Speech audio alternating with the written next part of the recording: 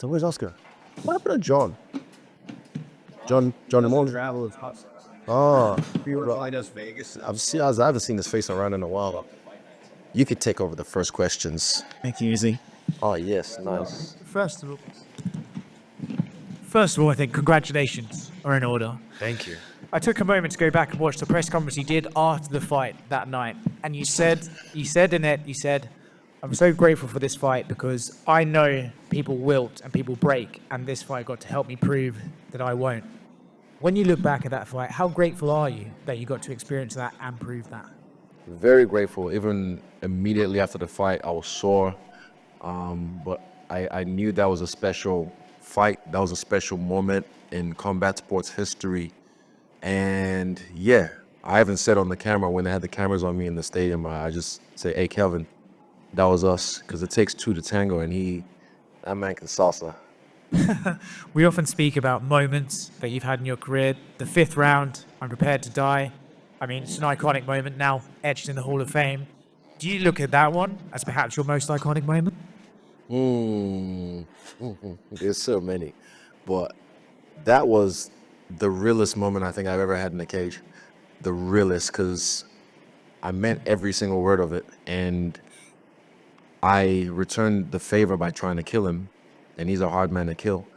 So for me, it's in the moment I wasn't even scared. I wasn't scared of death because I just got rocked, and I was just like, well, if this is how I go out, this is how I go out. But I'm gonna die trying, and I tried, and I did.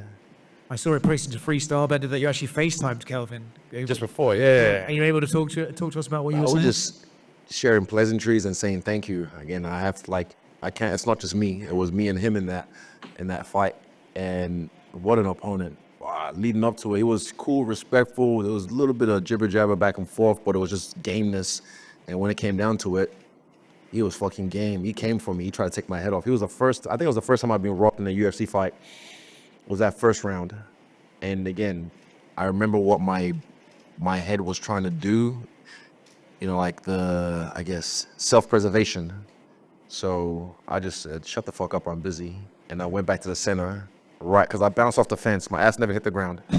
And I went back to the center straight away and kept on working. But I'm, again, grateful, just grateful for these moments. And it still all kind of hit me.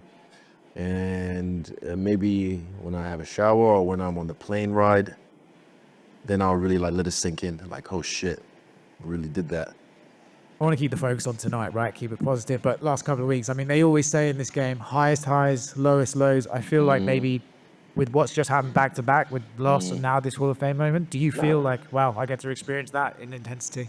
Bro, honestly, I wouldn't change anything, the chance to be able to feel these moments, regardless, it's always making history. Like, I'm making history even when I lose, and I'm grateful to even Nasruddin Imavov, sorry, I learned how to say his name properly, Imavov, because, we shot a fair one, he beat me, and then, cool, we move on, I move forward to the next one. So, yeah, I was grateful that I didn't come out hurt, grateful that, my family came to support me. I could take them somewhere like Dubai and just hang out with my siblings.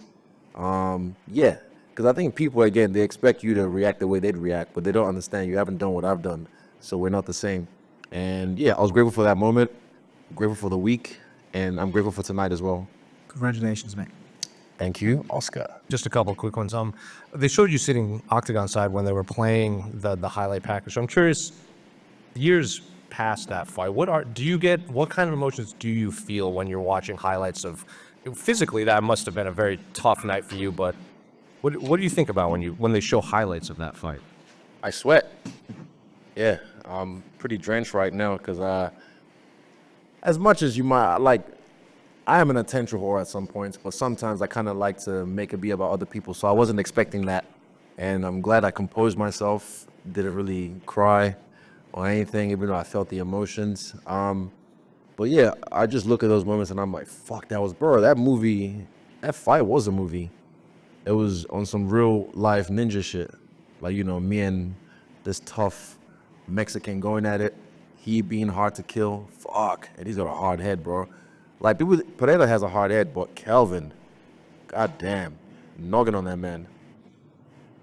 What is it like being tied to another human like that? Because I'm sure you're gonna be in the Hall of Fame as your own fighter, but there's the knockouts and everything. But for the rest of your life, even past that, you're gonna be tied to Kelvin Gastelum on the wall of the UFC Hall of Fame. There's a scar I have here on my lip from when he busted my lip from a punch. Whenever I look in the mirror, if I catch a glimpse of it, a thought of him goes past my head. There's moments in life when I have to dig deep or in the gym, and I remember the moments in the fight where I had to dig deep, and that helps me fuel me, So, again, forever grateful for him in those moments. Just back here, Izzy.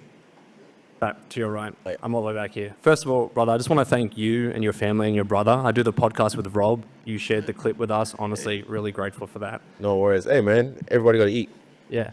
I would love to talk about you training with Rob, you sitting ringside with Alex Pereira. I'd love to know your outlook on that and reuniting, for the lack of a better word, with past opponents that you've had great fights with.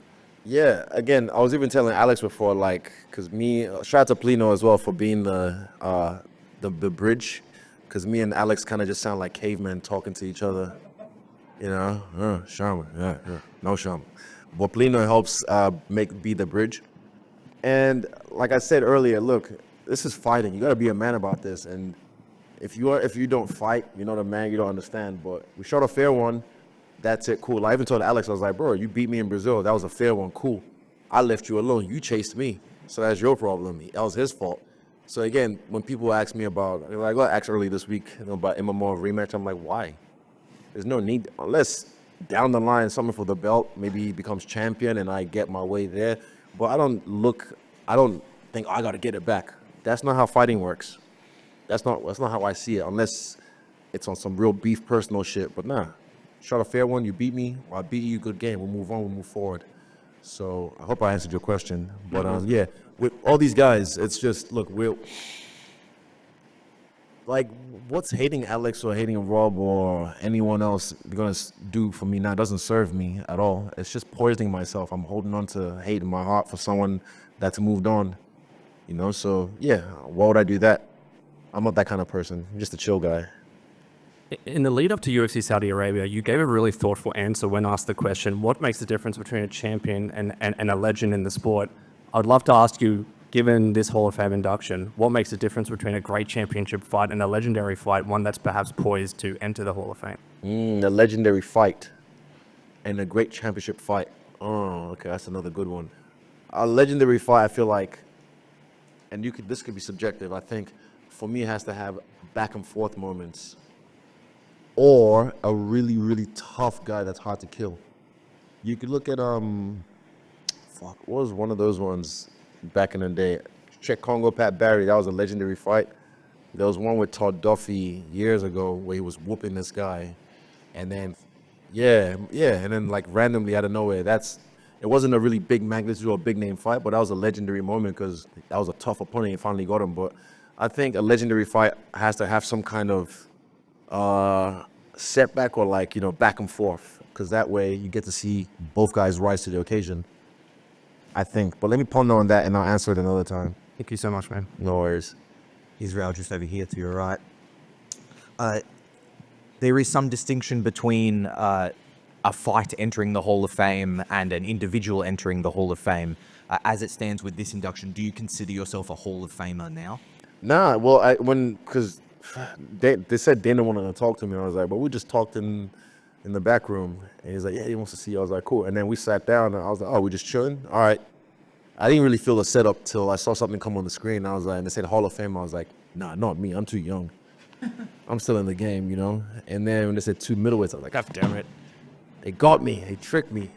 But again, just grateful, man. And I use that word a lot. It might be overused, but you can't overuse gratitude. Was the Hall of Fame something that was on your list of something to achieve? Definitely. It still is. I definitely will get my own plaque on the Hall of Fame, but I'm happy this first one was this fight and was tied to Kelvin Gastelum in an epic lifetime achievement. Congratulations. Shukran. Israel, just straight ahead, be in between 2 cameras. Right there. Just back on you training with Rob Whittaker, was there ever be a scenario where either one of you could corner each other in your next fight, given the Why not? relationship now? Yeah, it could happen, but my corner is already set in stone, and corners all have a role.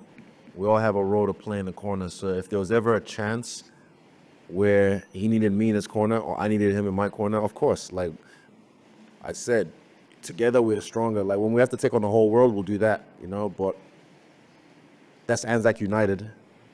At home, we fight each other. Brothers fight sometimes, and then we move on and then take on the whole world together as Anzac United.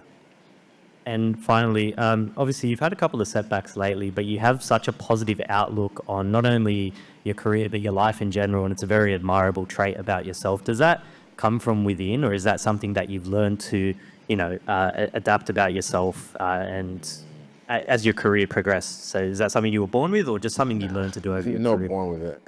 It ain't Maybelline. I had to. Sorry, stupid jokes. I had to. I'm glad my audience gets my jokes. I played to my audience, eh? That one guy. No, but for me, it's just learning. Like you just learn a lot.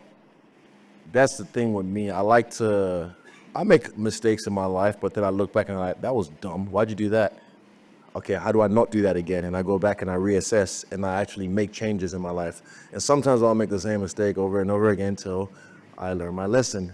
But yeah, for me, that's just growth. Like people look at me and think, oh, if I was in his position, I would. But you're not in my position.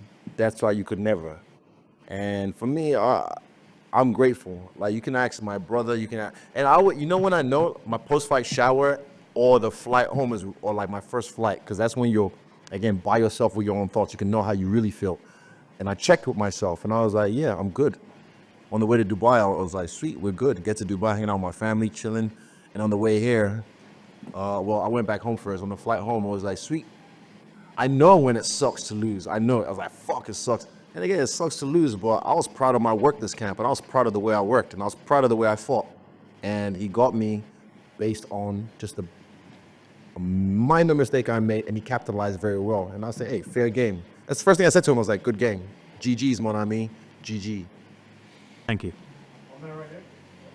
Obviously, we see the video of the kid crying when Oh, Kyler, my boy. Yeah. obviously, like, my son cried as well. So Oh. I just wanted to, what do you think you mean to like kids out there when it comes to it? I don't know, to be honest.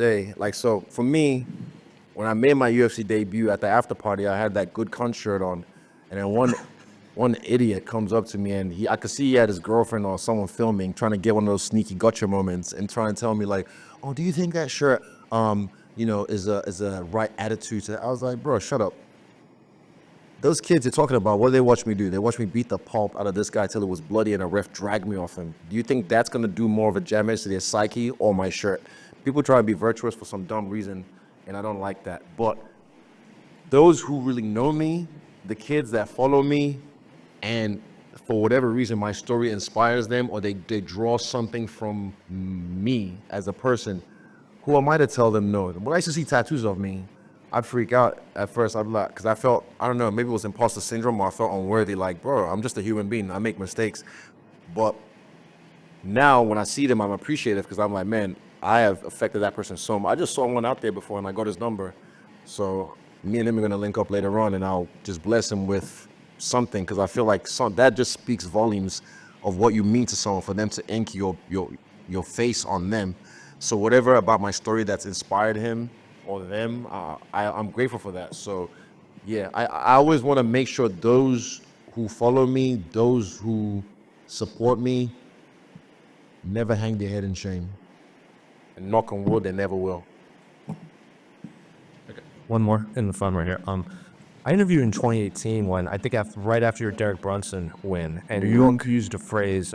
You were on a quest to earn your master's degree in ass whooping. Mm-hmm. How far along are you, and do you think you've achieved it yet? Oh no, you keep going. It never ends. But I'm pretty far along. I've whooped a lot of asses along the way. A lot of great asses at Costa. But yeah. Sorry, it's just there. It's easy layups. I'm just honestly still doing it. I'm still enjoying myself. Still getting better. Even I don't know if you saw my reaction after the fight when David put it like on my phone. I was like, oh, I was watching it. I was like, fuck the speed. I was so good, man. till I wasn't. Not jokes. But yeah, I'm happy to get back home Tuesday, and get to work. Today was Sunday. Oh yeah, Sunday. Fuck. Oh, Sunday sesh. Not joke. My crowd. No. So last question, circle back to the legendary fight. Really question. I guess you were trying to say that you want people to learn something from. Speak. Sorry. You say it again. I'm just talking about legendary fight. Yeah, the Yes. other guy you said to circle back to you on that one. Leading question. I believe you are wanting your fight to be something that other fighters, young fighters, can learn from. So, You mean the Gastelum fight? Nelson fight. Okay. Oh no, I want everyone to learn from it. That's what I'm saying. So it goes into as a legendary, it goes in history. So people like generations after can obviously watch it. Look learn at the the Rumble in technique the and stuff. Jungle. Look at all these fights that have come before us, and people like still reference them to this day. I pray that they will reference these fights that I've had, and a fight like this with Kelvin Gastelum, to show the depth of the human spirit, not just from me, but from him as well. The way he had to dig deep in that last round. Because do you know how hard it is to get up when I hit you over and over and over and over and over and over and over again? And he kept on getting up, and he was just hard to kill. So people can learn a lot from both of us in that fight, not just about fighting, but about persevering, digging deep, and rising to the occasion. So I believe it answers for everybody what's the legendary means for you about this fight going into The Hall of lesson, Fame. well, that's my lesson to teach and for you guys to learn. So you take away what you want to take away from that. Thank you, guys. Thank you all. Appreciate it.